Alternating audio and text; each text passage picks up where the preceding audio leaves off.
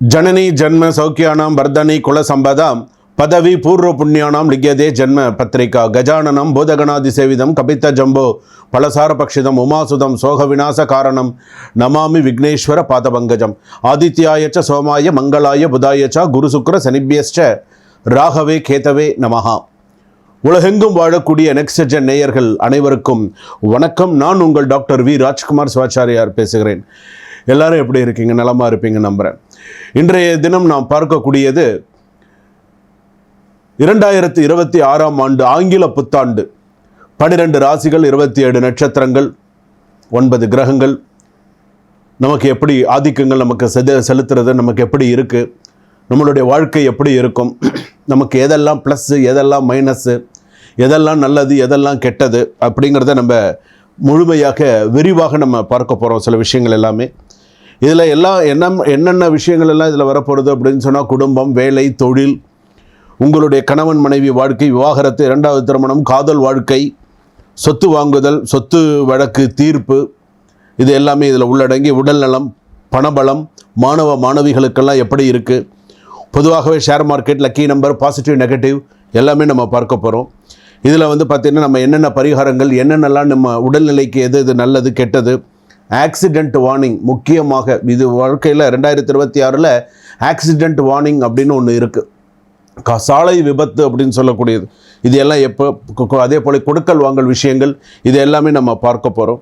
இந்த விஷயங்கள் பொதுவாகவே 27 நட்சத்திரத்துக்கு எப்படி இருக்குது. இப்போ பொதுவாகவே அஸ்வினி நட்சத்திரம், பரணி நட்சத்திரம், கிருத்திகை நட்சத்திரம் 1ஆம் பாதம் உடைய மேஷ ராசி அப்படின்னு நம்ம சொல்கிறோம். இது போல் 27 நட்சத்திரத்திற்கும் 12 ராசிகள், இந்த ராசி ஆதிக்கங்கள்லாம் எப்படி இருக்கும், வரக்கூடிய காலகட்டங்கள் நம்ம எந்த அளவுக்கு நம்ம கெப்பாசிட்டியாக இருக்கணும், எந்த அளவுக்கு நம்மளோட மைண்ட் கெப்பாசிட்டி எப்படி இருக்கணும், என்ன எப்படிங்கிறத முழுமையாக நாம் தெரிந்து கொள்ள போகிறோம் அப்படின்னு சொல்லலாம்.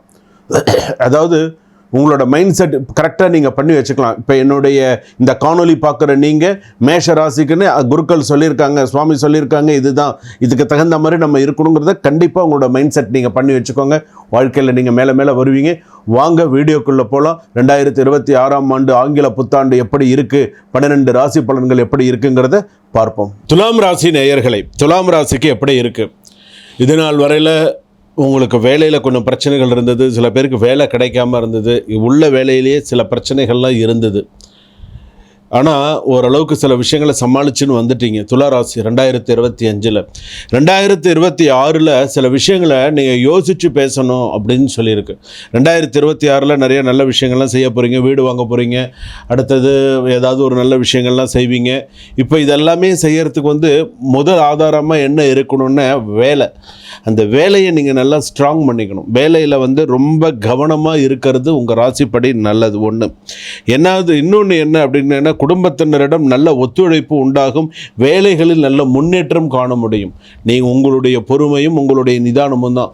கொஞ்சம் நீங்கள் அவசரப்பட்டுட்டீங்கன்னா 10ல் குரு வந்தால் பதவி பறிபோகும்.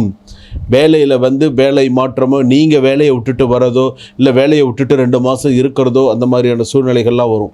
ஏற்கனவே சித்திர நட்சத்திரம் துளாராசி, ஏற்கனவே பார்த்திங்கன்னா விசாக நட்சத்திரம் துளாராசியில் நிறைய பிரச்சனைகள்லாம் சந்திச்சிட்டிங்க. இந்த சுவாதி நட்சத்திரம் துளாராசி கொஞ்சம் அப்படியே கொஞ்சம் தத்தளிச்சுட்டு இருக்காங்க. இருப்பினும் கொஞ்சம் மன போராட்டமாக தான் இருக்குது. இதில் பார்த்திங்கன்னா சாதகங்கள் அப்படின்னு எடுத்துக்கும்போது பாசிட்டிவான விஷயங்கள், மன அமைதி உண்டு, நண்பர்கள் உதவி செய்வார்கள், தொழிலில் நல்ல மெதுவான லாபம் உண்டு. பாதகங்கள் அப்படின்னு எடுத்துக்கும்போது தேவையற்ற அதிக யோசனைகள் இருக்கும், திடீர் செலவு, சிலருடன் கருத்து வேறுபாடுகள் ஏற்படும். நல்லா பழகின்றவங்க கிட்ட கூட சில நேரத்தில் கருத்து வேறுபாடுகள் நடக்கிறதுக்கான வாய்ப்புகள் இருக்கும். சில பேருக்கு பார்த்திங்கன்னா சாலையில் மிகவும் கவனமாக செல்ல வேண்டும். அதுவும் இரவு நேர பயணத்தை தவிர்ப்பது நல்லது. அதே போல் சில பேருக்கு பார்த்திங்கன்னா சிறிய வழுக்கல், சறுக்கல் ஏற்படும் சாத்தியம் உள்ளது அப்படின்னு சொல்லலாம். அது 2 சக்கர வாகனத்தில் கண்டிப்பாக ஹெல்மெட் போட்டுன்னு போங்க. வெளிநாட்டு வாய்ப்பு, விசா தொடர்பான நிறைய தாமதமாக இருந்தாலும் நன்மை கிட்டும். படிப்பு காரணமான விசா எல்லாமே சீக்கிரமாக நடக்கிறதுக்கான வாய்ப்புகள் சிறப்பாக இருக்கும். குடும்பத்தில் மகிழ்ச்சி அதிகரிக்கும். தம்பதியரிடையான மனக்கசப்புகள் நீங்கும். ஓரளவு நல்லா இருக்கும்.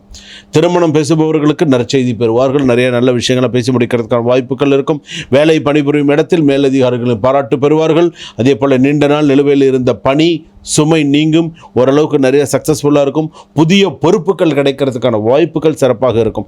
காதலர்கள் பேசும்போது கவனமாக பேச வேண்டும். ரிலேஷன்ஷிப்பில் இருக்கக்கூடியவர்கள் கொஞ்சம் கவனமாக இருக்க வேண்டியதாக இருக்கும். சில பேருக்கு சில பொறாமைகள் காரணமாக சந்தேக உணர்வுகளை தவிர்ப்பது நல்லது. ஸோ சில விஷயங்கள்லாம் பார்த்தோம். புதிய முதலீடுகளை தவிர்ப்பது நல்லது. சொத்து தொடர்பான ஆவணங்கள் இருமுறை பார்த்து பரிசீலித்து பிறகு கையெழுத்து போடவும். குலதெய்வத்திற்கு நெய்விளக்கு ஏற்றினால் தடைகள் குறையும். இந்த வாரத்தில் குலதெய்வ தரிசனம் அப்படிங்கிறது இந்த வருஷத்தில் நீங்கள் செய்கிறது. அதாவது இப்போ நீங்கள் ஒரு ஏப்ரல் மாதத்தில் பிறந்திருக்கீன்னு உதாரணத்துக்கு வச்சுக்கோங்களேன். ஏப்ரல் மாதத்தில் அந்த வாரத்தில் முதல் வாரமே விளக்கு போடுறது நல்லது. இப்படி மே மாதத்தில் பிறந்திருக்கீங்கன்னா 2வது வாரத்தில் போடுறது நல்லது. அந்த மாதிரி ஒரு கணக்கு வச்சுட்டு நீங்கள் செய்கிறது சிறப்பு. அதே போல் திங்கட்கிழமை அல்லது வெள்ளிக்கிழமையில் வீட்லேயே நெய் விளக்கேற்றி வழிபாடு செய்கிறது நல்லது.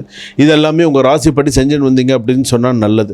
ஆக்சிடெண்ட் சம்மந்தமான சில விஷயங்கள் அப்படின்னு சொன்னால், வாகன விபத்து, வாகன சம்மந்தமானது அப்படின்னு சொன்னால் உங்கள் ராசிப்படி எடுத்துட்டோம் அப்படின்னு சொன்னால் பிப்ரவரியிலிருந்து எடுத்துக்கோங்க. பிப்ரவரி, மார்ச், ஏப்ரல், மே, ஜூன் மாதம் வரைக்கும் வாகனத்தில் கவனம் போக, சாலை விபத்து சந்திக்கிறதுக்கான வாய்ப்புகள் வரும். வண்டி வாகனங்களில் கவனமாக இருக்கணும். நான் மறுபடியும் சொல்கிறேன், பணம் கொடுக்கல் வாங்கல் விஷயங்களில் கவனமாக இருங்க. பாசிட்டிவ் நெகட்டிவான சில விஷயங்கள்லாம் சொல்லியிருக்கேன். அதே போல் உங்களுடைய ராசிக்கு அப்படின்னு எடுத்துக்கும்போது பேரண்ட்ஸோட மெடிக்கல் எக்ஸ்பென்சிவ் அதிகமாக போகிறதுக்கான வாய்ப்புகள் இருக்குது. ஷேர் மார்க்கெட்டில் பார்த்து இன்வெஸ்ட் பண்ணுங்கள். கடன் சுமை அதிகமாக இருக்கும். கடன் சுமை இன்னமும் கடன் அடையலை, இன்னும் கடன் அடைச்சி முடியலை, இன்னமும் பிரச்சனைகளில் தான் இருக்குது அப்படின்னு சொல்லலாம். சொத்து தொடர்பான வீடு சம்பந்தமான சில விஷயங்கள்லாம் நிலுவையில் இருந்துருக்கு. அக்கறைக்கு இக்கரை பச்சைங்கிற மாதிரி என்ன செய்கிறதுன்னு அப்படியே ஒரு போராட்டமாக இருக்குது. டிவோர்ஸ் கேஸ்லாம் வந்து பார்த்திங்கன்னா கிட்ட வருது, முடிகிற மாதிரி இருக்குது. சரி, இந்த வருஷம் முடிஞ்சிடும், நம்ம கல்யாணம் பண்ணிடலாம் அப்படின்னு கிட்ட வருது, தடங்கள் ஆகுது. ஆனால் இந்த தடங்கள் 2026 மத்தியமத்துக்கு தாண்டி ஓரளவுக்கு நல்லாயிருக்கும். ஜூன் மாதத்துக்கு அப்புறம் ஓரளவுக்கு சில விஷயங்கள் சக்ஸஸ்ஃபுல்லாக நடக்கிறதுக்கான வாய்ப்புகள் வரும். சிறப்பான ஒரு சூழ்நிலையாக இருக்கும். 2026 பொறுத்தவரையில் துளாராசிக்கு வந்து பார்த்திங்கன்னா ஒரு 75% சக்ஸஸ்ஃபுல்லாக இருக்கிறதுக்கான வாய்ப்பு இருக்குது. ஆனால் வேலையில் மட்டும் கவனமாக இருக்க வேண்டும். உங்களுடைய கவனச்சிதறல் பிரச்சனைகளை கொண்டு விட்டுடும். கவனமாக இருங்க. சுபம். வாழ்க வளமுடன்.